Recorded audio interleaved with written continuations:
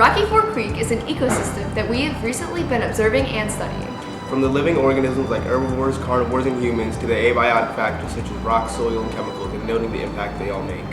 Through creek excursions, lab experiments, and field observations, we have been monitoring the defining aspects of Rocky Fork Creek as an ecosystem.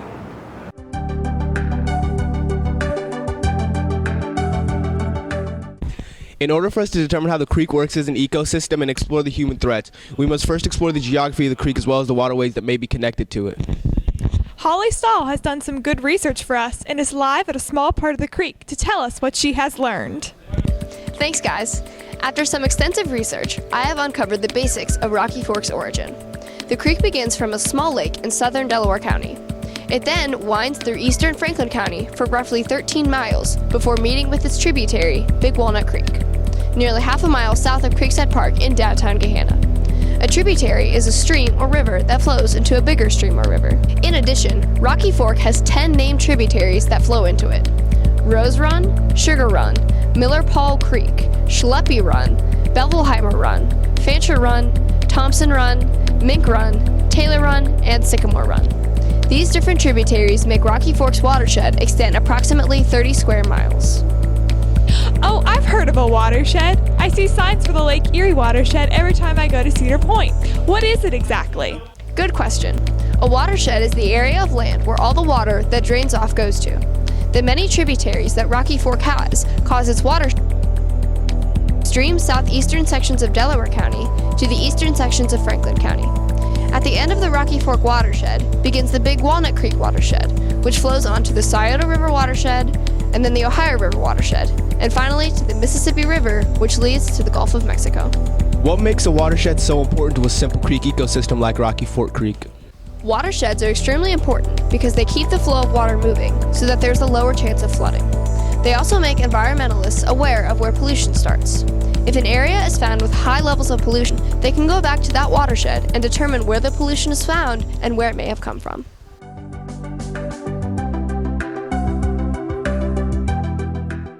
Some may wonder if Rocky Fork is self-sustaining or if any outside forces help control the flow of energy for all the life inhabiting the creek. Well, which one is it?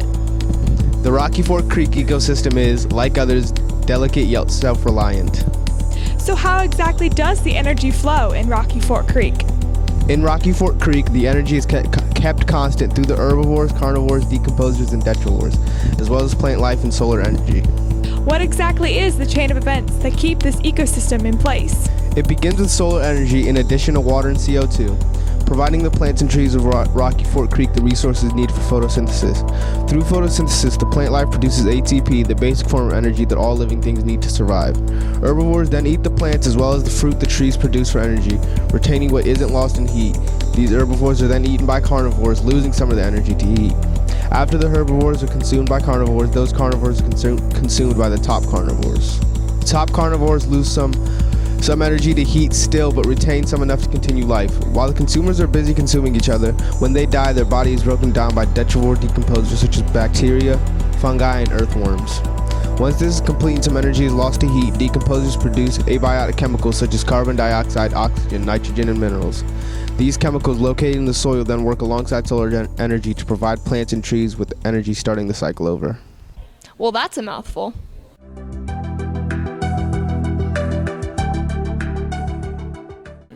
In an ecosystem as diverse as Rocky Fork Creek, there are numerous organisms that interact with one another. These organisms form predator-prey relationships and heavily rely on one another to survive. These relationships can simply be shown in food webs and food chains.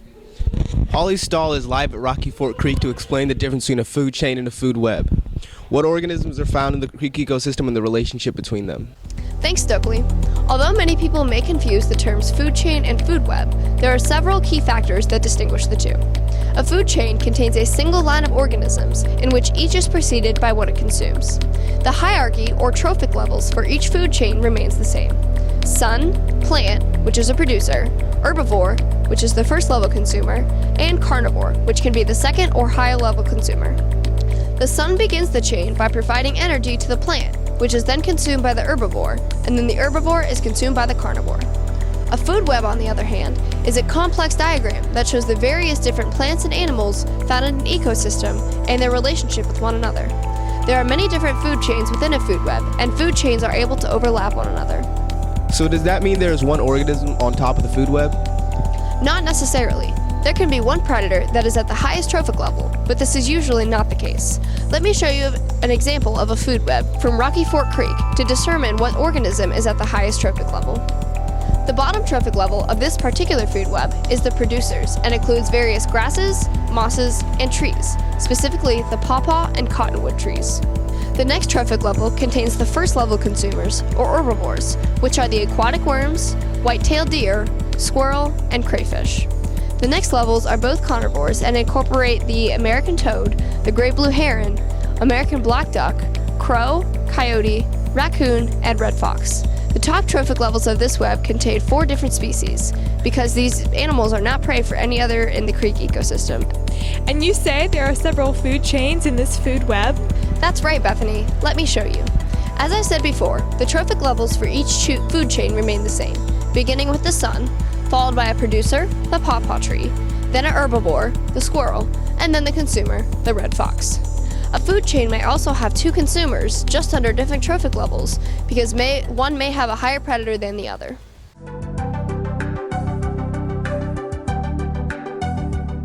Soil is one of the most important elements in maintaining a healthy ecosystem. It's the thin covering over land.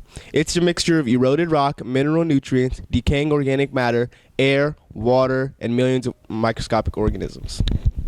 Soil covers the majority of the Earth's surface, and it is also a prevalent feature in the Rocky Fork ecosystem. The soil type and complexity definitely impact the surrounding environment. Bethany Bella takes a look at the soil and the surrounding Rocky Fork Creek ecosystem. Thanks, Holly. Soil contributes to the majority of an ecosystem's healthy plant life and ultimately its entire biodiversity. Nevertheless, truly fertile soil is dependent on concentrations of 4 chemical components: air, water, organic matter, and minerals. For the desired soil effect, about 45% of the soil must be made up of minerals, including nitrates, phosphates, and sulfates, while 25% must make up for both the soil's water and air content, or 25% of each component. Only 5% of the soil should be organic matter, even though most people would assume that organic matter, dead or decaying organisms, discarded waste, dehydrated vegetation, would make up a more significant portion of the soil. Are there different types of soil concentrations? Yes, there are a total of 12 different kinds of soil, and each kind is composed of different concentrations of 3 main ingredients: clay, silt, and sand. Sand is the least fertile component of soil because it's extremely gritty and does not retain nutrients well. However, at the opposite end, a soil that's too sticky has a high clay concentration. Loam is the optimal type of soil for the most fertility and biodiversity yield. It has a consistency between gritty and butter smooth. The particles in the soil are clumped close together, but it still allows for nutrients to be retained, provides sufficient air to the plant roots, and permits water to flow freely. Loam is the desired type of soil to produce fertile vegetation. Nevertheless, there are several variations on the loam consistency of the soil. So what type of soil surrounds the Rocky Fork Creek? Through extensive research on the Rocky Fork Creek riparian zone soil, we have concluded that this creek supports a loam soil. Therefore, the Rocky Fork Creek's surrounding plant life and vegetation are thriving, with perhaps the most fruitful soil for the area and its inhabitants.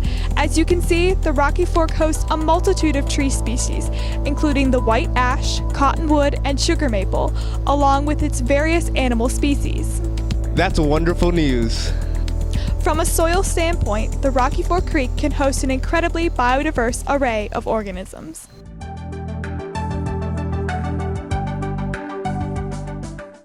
The Rocky Fork Creek is appropriately named. You will find various kinds of rocks along the creek bed. Each creek ecosystem is unique in terms of rock composition, and Rocky Fork Creek is no exception. Bethany Bella takes a look at the Rocky Fork Creek's dominant rock types and explains how these rocks affect the environment. Thanks, Stokely. At Rocky Fork Creek, there are 4 dominant types of rocks: limestone, granite, sandstone, and shale. Sandstone, shale, and limestone are all types of sedimentary rock, while granite remains the only dominant igneous rock. Aren't igneous rocks found near volcanoes? What are igneous rocks doing near the creek, and how did they get down here near Ohio? Interesting question. Beginning approximately 85,000 years ago, during the last ice age, most of Ohio's landmass was consumed by a monstrous glacier. This glacier, in turn, left behind metamorphic and igneous rocks as boulders, stones, and pebbles. These rocks have migrated to Ohio's freshwater zones, such as Rocky Fork Creek and Gahanna, Ohio.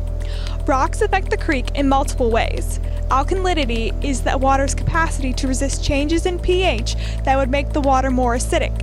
It's an expression detailing the capability of water to neutralize acid. Many ecologists refer to this capacity as a buffering capacity, a buffer representing the solution in which the acid can be added without changing the concentration of available hydrogen atoms.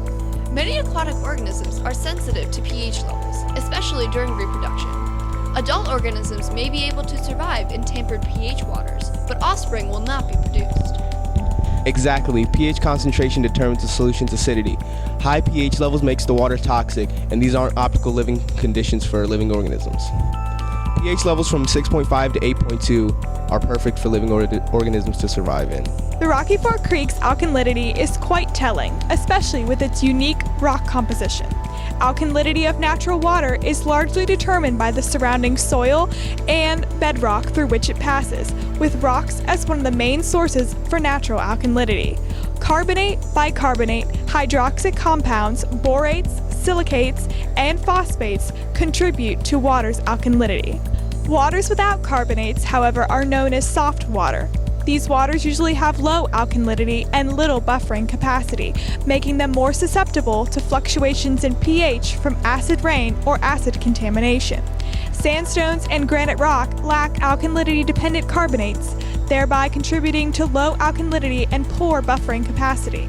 Nonetheless, limestone is rich in carbonates, so waters flowing through limestone regions, such as the majority of Rocky Fork Creek, generate a high alkalinity and provide good buffering capacity. Alkalinity is critical for fish and other aquatic life forms found at Rocky Fork Creek because it protects against rapid pH changes. Toxic water destroys an area's ecological diversity and potential for life.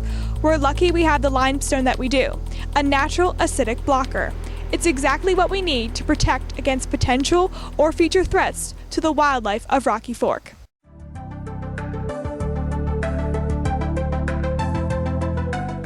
Aside from living organisms, abiotic factors greatly affect the Rocky Fork Creek ecosystem as well. It can be many things, from rocks and soil to garbage and chemicals and anything in between. How could something such as rocks affect such a large ecosystem? Easy. One way is that the rocks located directly in the creek water are used by organisms as a way to cover themselves from large predators. What type of organisms would be hiding under a rock? We collected biological monitoring data on the organisms hiding under the rocks in the creek. Stonefly nymphs, caddisfly larvae, riffle beetles, water pennies, and crayfish. But what do those organisms do for us other than living under rocks?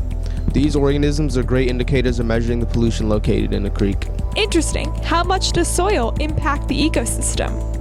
Great question. Different types of soils contain different amount of nutrients for the plant life that lives off of the soil. The basic makeup of soil is 25% air, 25% water, 45% minerals, and 5% organic material. When we tested the soil texture with a field test, we determined the soil located at Rocky Fork was loam due to the ribbon size and it neither being gritty or smooth. Loam soil provides a great amount of clay and silt, both containing nutrients, which keeps the plant life at Rocky Fork Creek alive. What are some possibilities if we had a different makeup of particles in our soil? If the soil were to contain significantly more sand, a possible outcome is the amount of plant life growing at Rocky Fork Creek would significantly reduce, lowering the amount of food available to herbivores. A situation like this has the possibility to start a chain reaction, reducing the population of many Rocky Fork Creek organisms. So the soil and ecosystem actually does have a great impact? Exactly, but it doesn't just have to be natural abiotic factors making impact as large as soil does. Many chemicals and bacteria located in the creek have specific impacts toward the ecosystem. Phosphates are a good example. Phosphorus enters the surface waters through organic matter, soil particles, or through man-made products. If phosphorus levels become too high, excess plant and algae growth occurs in the water, and the dissolved oxygen supply is destroyed when they die, killing off organisms that require oxygen. Nitrogen is an element that occurs in water as nitrate, nitrite, and ammonia. Nitrogen can enter the water from human or animal waste, decomposing organic matter or fertilizer runoff. When nitrogen levels become excessive, it has the same effect as phosphorus and leads to the dissolved oxygen level being depleted. Both of these outcomes would kill off aquatic life that requires oxygen, a food source for many carnivores in the ecosystem.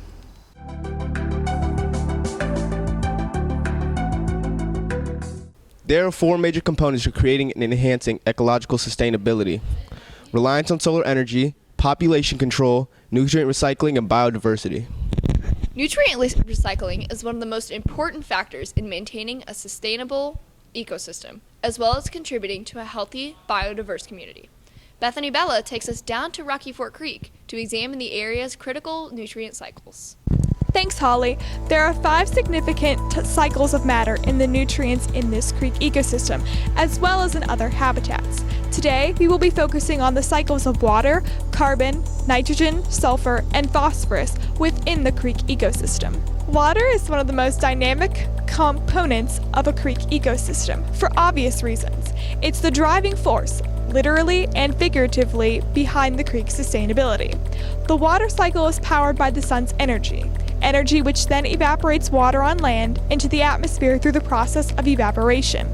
Also, water can be transpired through vegetation and plant life back into the atmosphere through the process of transpiration. This transpiration would also occur along the Rocky Fork Creek because of the presence of a healthy riparian zone. Through condensation, water is converted back into liquid or solid precipitation and is then acted upon by the force of gravity back to the Earth's surface. The water will then continue to cycle in an infinite process of hydraulics. Rivers and creeks like the Rocky Fork play a vital role in the water cycle by collecting runoff precipitation and transporting the water back to the oceans. Rivers and creeks also provide drinking water and a source of power through hydraulic dams that harness the natural power of H2O. Sounds like water is a prominent feature at Rocky Fork. Nitrogen makes up 78.09% of the atmospheric content surrounding Earth's surface. However, in order for plants to utilize nitrogen for their various processes, it must be fixed through a process called nitrogen fixation, in which N2 is converted into the form of NH4+. The nutrient ammonia can be taken up by plant roots as well, and it's another compound that contains nitrates through a process called nitrification. Ammonification is the returning of nitrogen to the environment through waste and dead bodies. Denitrification converts this decayed nitrogen back into the gaseous form of nitrogen, found heavily present in the atmosphere. Nitrogen is a key component necessary for life to thrive, even life in the rivers and creeks, such as Rocky Fork. With a healthy riparian zone, a variety of plants can obtain nitrogen through the stream's natural channel. Protecting the water will in turn protect the surrounding vegetation. All of these cycles sure contribute to the creek's overall health. Absolutely, it's all interconnected. On to the sulfur cycle now. Much of the Earth's sulfur is stored underground in rocks and minerals, including sulfate salts buried deep under ocean sediments. It enters the atmosphere in multiple methods. Hydrogen sulfide is released from volcanoes and organic matter in swamps and bogs. Sulfur dioxide comes from volcanoes as well. Sulfate salts enter the atmosphere from sea spray, dust storms, and forest fires. Dimethyl sulfide, which serves as droplets for nuclei for the condensation of water into droplets, clouds, can affect cloud cover and climate. The creek ecosystem plays an important part in the sulfur cycle by emitting sulfuric particles in a variety of habitats, from the creek water riffles to the rocks exposed in the creek. Sulfur is also an essential nutrient in life, being a component in an organism's protein production processes. Wow, sounds fascinating. The phosphorus cycle is also affected by the creek ecosystem. Phosphate ions are found in terrestrial rock and ocean bottom sediments. As water runs over these rocks, it slowly erodes away inorganic compounds that contain phosphate ions. Phosphate can last for years when it's carried out to sea, trapped for millions of years in sediments and rocks. Plants obtain phosphate ions directly from water or soil and incorporate it in its various compounds. Animals get phosphorus from plants. Most soils contain little phosphate, ergo it is a limiting factor for plant growth. Sometimes farmers will introduce phosphorus to the soil in the form of fertilizers. This additional implementation of phosphorus could contaminate runoff water and damage other ecosystems, such as the Rocky Fork Creek. Phosphorus is necessary for all life because it's a key component of DNA and energy storage ATP molecules. The delicate balance of all these nutrients to ensure a healthy creek ecosystem are important, aren't they? One last important component in the creek ecosystem, carbon. It's one of the basic building blocks in carbohydrates, fats, proteins, DNA, and other organic compounds in life processes. The carbon cycle is dictated by carbon dioxide. Terrestrial producers remove CO2 from the atmosphere through their photosynthetic energy production, while aquatic producers remove it from the water. Animals and other organisms that are not vegetation exhale carbon dioxide in the form of aerobic respiration. The water breathes it in. The animals in the surrounding riparian zone breathe it back into the ever-flowing cycle. By restoring streamside forests in agricultural regions, such as in some portions of the Rocky Fork Creek, we could increase carbon storage and improve water quality. In many parts around the country, headwater stream forests have been removed for the sake of cropland in order to maximize arable land. This alteration in the natural buffer zones surrounding rivers and creeks reduces the ecosystem's biodiversity, damaging the quality of the water by increasing erosion and decreasing the capacity for nutrient uptake in nearby soils. Headwater riparian zones are important hotspots for influencing water quality because it's a direct point of interaction between water and land. The river can only store 40% of potential carbon without mature forest buffers, based on recent studies conducted in the North Carolina region. By encouraging mature buffer zones, we can preserve water quality and the habitat in which the water resides. It would also decrease atmosphere carbon and help curb greenhouse gas emissions and ultimately global warming. Every little bit helps. Thank you for the in-depth report, Bethany.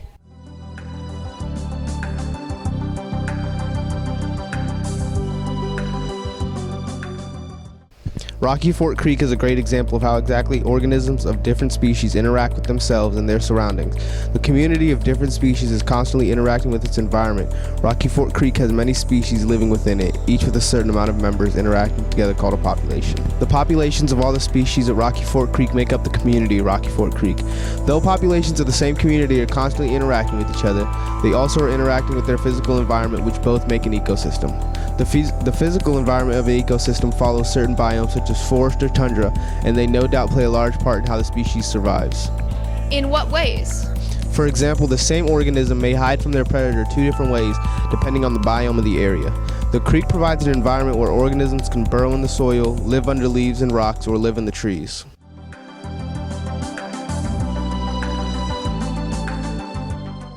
With much of Rocky Fork Creek being surrounded by commercial and residential areas, it is easy for humans to have a negative impact on the ecosystem. Holly Stahl shows us how some humans affect the creek, both positively and negatively. Throughout the 13-mile stretch of Rocky Fork Creek, there are many different ways the land around is used. Roughly 33% of the land near the creek is residential, 23% is agricultural, and about 22% is occupied by local parks. In addition, approximately 1% of the land around Rocky Fork is commercial. These ranges give us an idea of just how much human activities may have an impact on the health of the environment. Agricultural land use causes extremely harmful effects, including the use of fertilizers and pesticides. These products, often used in agricultural fields, contain harmful chemicals such as potassium and nitrogen. These chemicals then end up in the creek water due to the runoff from fields when it rains, which is extremely dangerous for the organisms that live there. Another land use that may cause negative effects on Rocky Fork is the residential areas. Since majority of this particular ecosystem is surrounded by residential neighborhoods, it is easy to see what impacts are made to the creek. One impact is construction of homes or even businesses. When large trucks or vehicles are used in these construction projects, they often emit harmful gases into the air, which can also pollute the water. Construction workers also may not be careful in their management of waste products, which if done so incorrectly can damage the environment. You also listed that 22% of the land is owned by local parks. Does that have a positive or negative impact? Great question. Local parks generate some positive and negative effects. One positive effect that local parks have on the creek ecosystem is that oftentimes there are park rangers or officials around who monitor what goes on in the area. This means they will hopefully stop citizens from making poor choices in treating the environment and will hopefully pick up any litter in the area. These officials may not always be able to stop everything that goes on, so there is still the chance for humans to throw trash into the water, destroy parts of an animal's habitat, or harm a specific plant or animal. Is there anything that the average person can do to lessen the negative effects that have already taken place? In fact, there is. People at any age can begin reducing the harmful effects on the environment by recycling their paper, glass, and plastic products. In addition, cutting down on greenhouse gas emissions by carpooling, walking, or purchasing more fuel-efficient cars will help stop pollution in the environment. With all these defining features currently impacting the creek, it may seem like individuals couldn't possibly play a role in protecting this creek ecosystem. This is untrue. Through educating the public of the negative impact they have the possibility to make, we can ensure that everyone does their part to minimize human activities that aren't beneficial to the creek ecosystem. On top of this, through test monitoring the components that are harmful to the creek, we can play a role in keeping the flow of the ecosystem balanced.